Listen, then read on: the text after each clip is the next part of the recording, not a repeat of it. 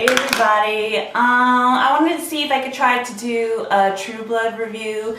Not really, I'm not like an amazing reviewist or anything like that, but I do love TV, I do love movies, and I want to see if, I just want to change it up a bit because my channel isn't just beauty and stuff, it's all different kinds of things.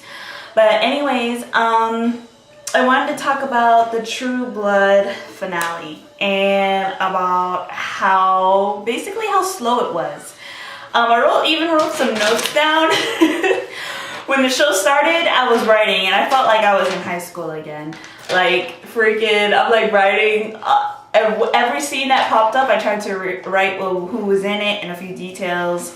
So I want to read you what I wrote. And what I wrote was for the first about 25 minutes. Because the first 25 to 30 minutes of the show was so slow. Okay. True Blood finale. Lafayette, aka Marnie, was talking to Jesus. He stabbed Jesus with a fork in the hand. Second scene. Sookie envisions Gran is dead on the floor. Tara comes down to the kitchen. Sookie talks about getting old and having grandbabies sitting with her on the porch. And that's what I was thinking, how are you gonna have grandbabies when you're in love with vampires? Third scene, Sam and Hoyt's mom, I always forget her name, are at the funeral for Tommy. She tells Sam to call her mama. And I put, side note, man, she really needs a replacement for Hoyt. And then Luna and the daughter come and join Sam. Fourth scene. Jason arrives to Hoyt's workplace, getting the straight to fess up about Jessica. We gotta talk. Handshake. Oh yeah, we gotta talk. Then they do a secret handshake. Jason goes, I had sex with Jessica. I ain't joking. Now Hoyt's freaking out. He punches Jason twice and kicks him and walks away while Jason quietly says sorry on the floor. Fifth, Jesus is tied to a chair by Lafayette, Marnie. Then she slaps Jesus. Marnie wants Jesus' magic. Sixth, Sookie goes to Merlot's and it's Halloween. She looks for Sam and found out about Tommy being dead.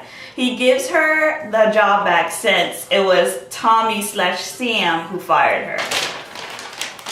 Okay, back to Jesus and Marnie. Marnie sets up magic items for Jesus' little ritual. Tells him to agree or she will kill Lafayette, then slices Lafayette's chest. Jesus turns into a demon and Marnie stabs him and licks the blood to turn into a demon. Now, that is just the weirdest thing right there. Like, oh, all I have to do to take your magic is lick your blood, okay? Anyways, then all of a sudden, the guy from, I don't know, he's so much into so many random things. My friend Jamie was like, she texted me when the show was on and she goes, look, the guy from Felicity. And I'm like, I believe his name is Scott Foley. So Scott Foley just popped in my head. I'm like, Scott Foley, what you doing here? So anyway, Scott Foley comes out of nowhere at Merlot's and is apparently a fellow Marine of Terry. Sookie gets Alcide beer and he tells her about them breaking up, him breaking up with Debbie. Alcide starts to put his heart on his sleeve to Sookie. She says that she can't help who she loves, which she's talking about the vampires, of course, Bill and Eric. Tara finds Jesus dead at Lafayette's house. Holly is dressed as a fairy and she's smoking pot. Tara arrives and tells them about Marley taking over Lafayette. Now that was the last thing that I wrote right there because that's when shit started happening. Basically from then on, they run to, I guess, outside of Bill's house. And basically Eric and Bill are on a stake. And freaking Marnie wants to burn them. That's not really killing them. You can't really burn a vampire. I mean, their flesh are getting tore up or whatever. And of course Marnie wants to kill them. Marnie/Lafayette. Anyways, Holly puts salt around the whole stake or whatever, and Tara, and Sookie start chanting, and they take Marnie's spirit out of Lafayette.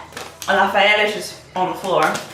And freaking they pick up Marnie, and what they did was they called all the dead spirits. So Gran came out, Antonia came out, a whole bunch of other people from the graveyard came out, and they're trying to tell her to make peace with herself and stop worrying about, you know, the vampires or whatever. You know, you achieved what you wanted to, and you need to move on, and blah blah blah. And then all of a sudden she's like, oh, okay, I'll go with you. You know, after her being like, no, but she finally gives in and she walks in with them. And that's around 9:35, you know, 35 to 40 minutes in, and you're like, okay, what's gonna happen now? Then freaking Jessica shows up at Jason's place, and they have sex, and which is crazy. I had to write this down.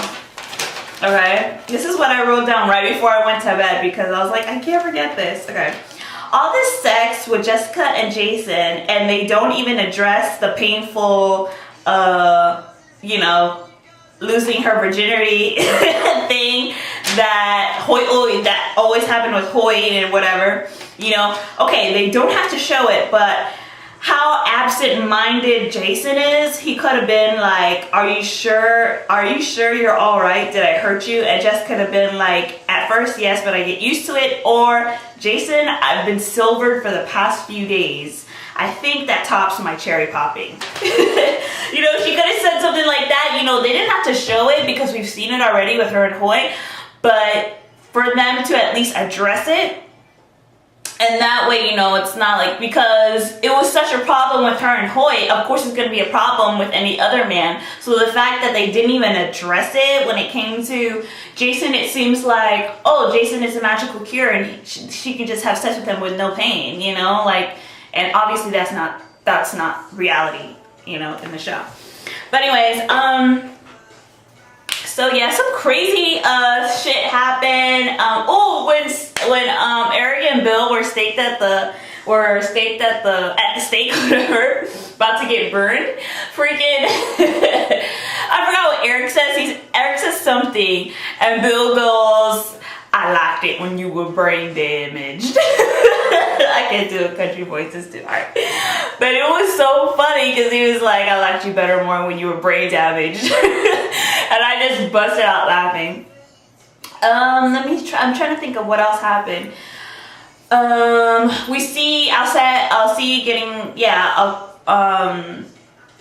at a garage, and apparently one of his workers or whatever were glamored, and he looks at the floor and the cement is totally broken. There's actual silver change. So obviously we see that Russell Edgington has escaped.